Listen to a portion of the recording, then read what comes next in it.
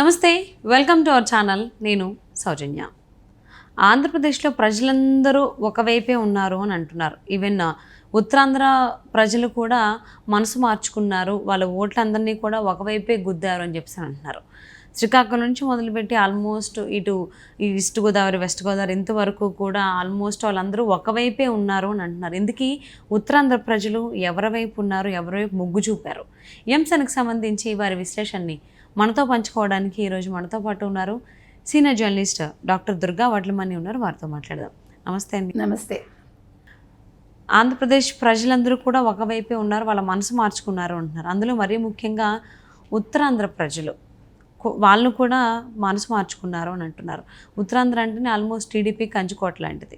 మరి అలాంటి ఉత్తరాంధ్ర ప్రజలు ఎవరి వైపు మొగ్గు చూపారు, ఏం మనసు మార్చుకున్నారు వాళ్ళు? మామూలుగా ఉత్తరాంధ్ర కంచుకోట అన్నారు కదా, ఉత్తరాంధ్ర కూడా అసలు సాధారణంగా ఏ ఎన్నికనైనా అంటే ఎన్నికలు ఎవరు గెలుస్తారు అనే దానికి డిసైడింగ్ ఫ్యాక్టర్. ఉత్తరాంధ్ర కావచ్చు, ఈస్ట్ వెస్ట్ గోదావరి, తూర్పు పశ్చిమ గోదావరి జిల్లాలు కూడా ఈ ఓటర్ల నాడు ఎటుంటే ఆ పార్టీ ఖచ్చితంగా నెగ్గుతుంది. అయితే ఎప్పుడు కూడా ఉత్తరాంధ్రలో టీడీపీకి ఎప్పుడు కూడా ఘన విజయం వచ్చేది. గత ఎన్నికల్లో అనూహ్యంగా వాళ్ళకి ఏమైందంటే ఈ వైసీపీ వేవ్ తోటి వీళ్ళకి శ్రీకాకుళంలో 2 వచ్చాయి, విశాఖపట్నంలో 4 వచ్చినట్టున్నాయి. కాబట్టి ఈసారి మాత్రం శ్రీకాకుళం కావచ్చు, విశాఖపట్నం కావచ్చు, విజయనగరం కావచ్చు, ఈ 3 జిల్లాలు కూడా ప్రజలు తెలుగుదేశం కూటమికే ఓట్లు వేశారు అని ఖచ్చితంగా మనకి నివేదికలు చెప్తున్నాయి. అయితే ఎందుకు మారారు, మారాల్సిన అవసరం ఏంటి? మరి బొత్స సత్యనారాయణ ఏమైపోతాడు? బొత్స ఝాన్సీ అంటే ఎంపీగా నిల్చున్నారు అనుకోండి. సో ఈసారి అసలు ఏం జరగబోతోంది అని చూస్తే అసలు ఇప్పుడు ఇవాళ మనం ఇంకో విషయం కూడా విన్నాం, గతంలో కూడా చెప్పుకున్నాం మనం. బొత్స సత్యనారాయణ తెలుగుదేశంలో చేరడానికి ప్రయత్నాలు చేస్తున్నారని గతంలో విన్నాం. ఈ నిన్న రాత్రి కూడా బొత్స సత్యనారాయణ తెలుగుదేశం కూటమితోటి అది ప్రయత్నాలు టచ్లోకి వచ్చారు, ప్రయత్నాలు చేస్తున్నారు, తెలుగుదేశంలో జాయిన్ అవ్వడానికి చూస్తున్నారు అని విన్నాం. లేదు, బీజేపీ వైపు కూడా వెళ్ళే అవకాశాలు ఉన్నాయి, అందుకు కూడా ఆయన ప్రయత్నాలు చేస్తున్నారు అని మనం వింటున్నాం. అంటే బొత్సాకే సందేహంగా ఉందా ఈసారి వైసీపీ నెగ్గదని? ఎందుకంటే ఒక బొత్స లాంటి వాళ్ళు ఏం మాట్లాడినా అర్థం కాకపోయినా బతక నేర్చిన వాళ్ళు, ఎలా సంపాదించుకోవాలో తెలిసిన వ్యక్తి, అతను ఉత్తరాంధ్రని తన చేతిలో పెట్టుకోవాలని ఎప్పటి నుంచో ట్రై చేస్తున్నాడు, పెట్టుకున్నట్టుగా మనకు వార్తలు వచ్చాయి.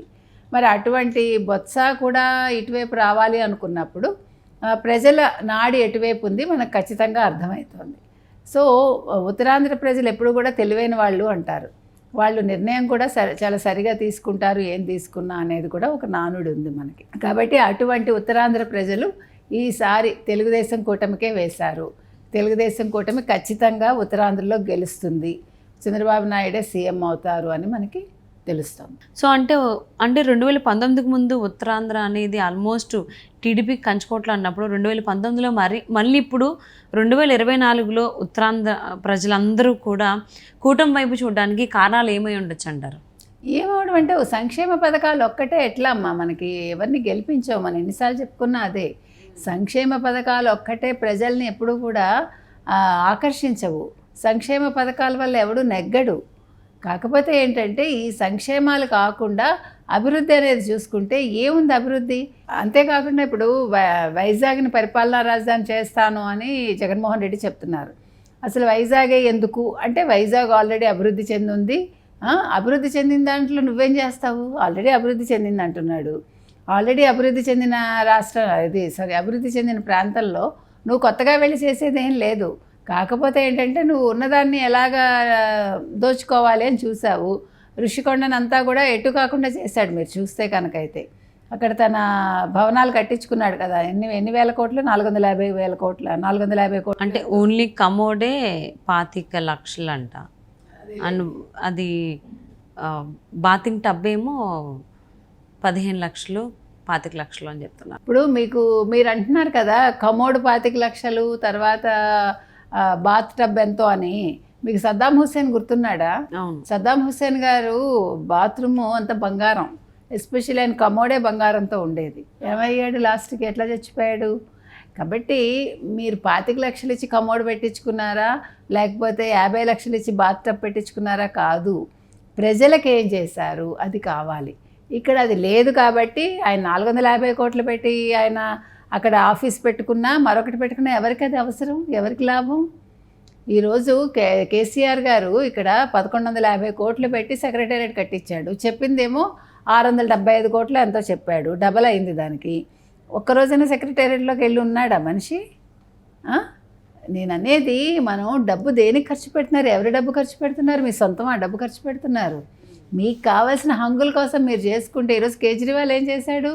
45 కోట్లు ఎంతో పెట్టి తన ఇంటిని బాగు చేయించుకున్నాడు, ఆఫీస్ ఇది ప్రభుత్వ సొమ్ముతోటి. ఈరోజు జైలుకి ఎందుకు వెళ్ళి వచ్చాడు? లిక్కర్ స్కామ్లోనే కదా. నేను అనేది నువ్వు చేసే మంచి పనులు నిన్ను ప్రజలు గుర్తించాలి. నువ్వు 1,00,000 రూపాయలు పెట్టి షర్ట్ వేసుకున్నావా, లేకపోతే 1,00,000 రూపాయలు పెట్టి చెప్పులు వేసుకున్నావా? కాదు. నువ్వు 1,00,000 మంచి పనులు చేస్తే నువ్వు 10 రూపాయలు పెట్టి చెప్పులు వేసుకున్నా ప్రజలు నీకు గౌరవం ఇస్తారు. నువ్వు 100 రూపాయలు షర్ట్ వేసుకున్నా నీకు అదే గౌరవం దక్కుతుంది. నువ్వు 1 కోటి రూపాయలు ఖర్చు పెట్టుకున్నాను, నేను ఇంత పెద్ద లగ్జరీ కారు ఉంది నాకు, నేనేమో బంగారు పళ్ళెల్లోనే తింటాను అంటే ప్రజలకు ఏమేస్తావు నువ్వు? ప్రజలకు ఏం పెడతావు? వాళ్ళ సొమ్మంతా నువ్వు దోచుకుంటే. ఈరోజు ఉత్తరాంధ్ర ప్రజలు ఎందుకు నెగిటివ్గా ఉన్నారు? ఈ జగన్మోహన్ రెడ్డి చేసిన ఈ పనికిమాల పనుల వల్ల. ఇన్ని వేల కోట్లు పెట్టి ఆ ఋషికొండనంతా పాడు చేసి, ఋషికొండ ఎందుకు ఉంది అసలు అక్కడ? అది సముద్ర తీరానికి ఒక అడ్డుకట్టగా ఉంది. అంటే న్యాచురల్ కెలామిటీస్ వచ్చినప్పుడు అది ఆపుతుంది.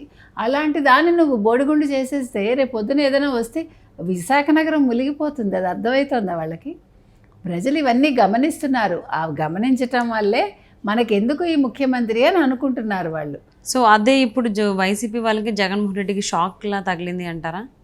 తప్పకుండా. నాట్ ఓన్లీ జగన్మోహన్ రెడ్డి, బొత్స అసలు ఎవరమ్మా? బొత్స చరిత్ర చూసుకుంటే బొత్స ఒక రాజు దగ్గర, అంటే రాజు అంటే ఇదే వీళ్ళు ఉన్నారు కదా, విజయనగరం రాజులు ఉన్నారు కదా, వాళ్ళ దగ్గర పెద్ద పాలేరుగా ఉండేవాడికి ఈరోజు ఇన్ని వేల కోట్లు ఎలా వచ్చాయి? అసలు మనం ఒక్కొక్కరి చరిత్ర వెనక్కి తిరిగి చూసుకుంటే జగన్మోహన్ రెడ్డికి ఏముంది అసలు? ఎన్ని డొల్ల కంపెనీలతో, షెల్ కంపెనీలతో ఆయన తెచ్చుకున్నాడు ఇంత డబ్బు. ఈరోజు ఈడీ కేసులు ఎందుకున్నాయి? అందుకని ఇప్పుడు నువ్వు సంపాదించిన ఆస్తి ఎలా వచ్చింది అన్న దాని మీద ఒక్క దృష్టి పెడితే చాలు. వీళ్ళందరూ కూడా ఓచలు లెక్క పెట్టాలి. ప్రజలు అందుకే చాలా తెలివిగా వాళ్ళు ఆలోచించుకుని వాళ్ళు ఓటు వేస్తున్నారు.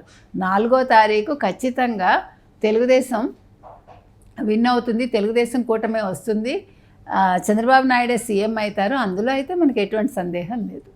సో ఆంధ్రప్రదేశ్ ప్రజలతో పాటుగా అందులో మరీ ముఖ్యంగా టీడీపీకి కంచుకోట లాంటి ఉత్తరాంధ్ర ప్రజలందరూ కూడా టీడీపీకి కూటమికే ఓటేసారని చెప్పేసి అందరూ అంటున్నారు, భావిస్తున్నారు కూడా. సో మరి ఇది వైసీపీ నాయకులకి ముఖ్యంగా జగన్మోహన్ రెడ్డి పెద్ద షాక్ తగిలింది అని అంటున్నారు ఈ అంశం. మరి చూద్దామండి అసలు ఏం జరుగుతుంది, షాక్ నుంచి ఎలా